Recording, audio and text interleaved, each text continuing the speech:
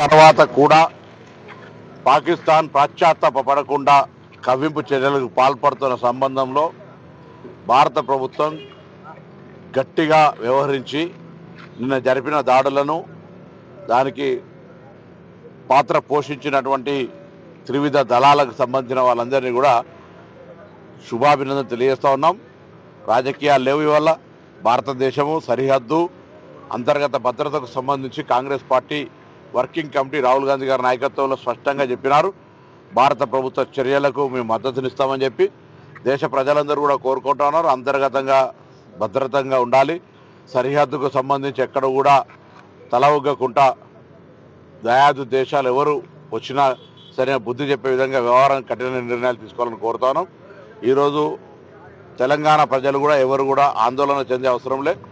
గౌరవ ముఖ్యమంత్రి గారు, మంత్రులు, ప్రభుత్వము, అధికారులు, పోలీసులు అప్పటికప్పుడు ఎక్కడికక్కడ అన్ని రకాల అందుబాటులో ఉండి ఎటువంటి ఇబ్బందులు ఎటువంటి అంశాలకు సమస్య రాకుండా చూస్తూ ఉన్నారు. ఎవరైనా ఏదైనా అంశాన్ని సెన్సిటివ్ అంశాన్ని దుష్ప్రచారం చేస్తే కఠిన చర్యలు ఉంటాయని ప్రభుత్వ పక్షాన్ని తెలియజేస్తున్నాం.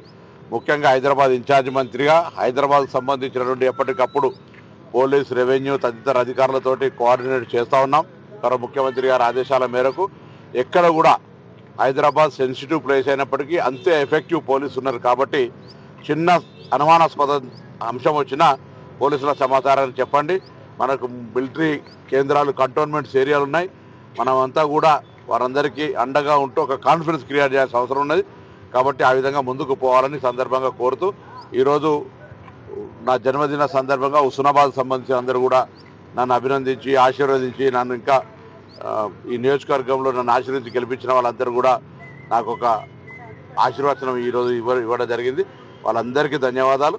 తప్పకుండా భగవంతుని ఆశీర్వచనంతో, నా నియోజకవర్గ ప్రజల ఆశీర్వచనంతో, నాయకుల యొక్క సహకారంతో నియోజకవర్గాన్ని అన్ని రంగాల్లో విద్య, వైద్య, వ్యవసాయ, పారిశ్రామిక, టూరిజంతో సహా అన్ని రకాల ఉపాధి అవకాశాలను మెరుగుపరిచే విధంగా అభివృద్ధి చేయడానికి ఆ భగవంతుడు నాకు శక్తిని ఇవ్వాలని సందర్భంగా వేడుకుంటా ఉన్నాను.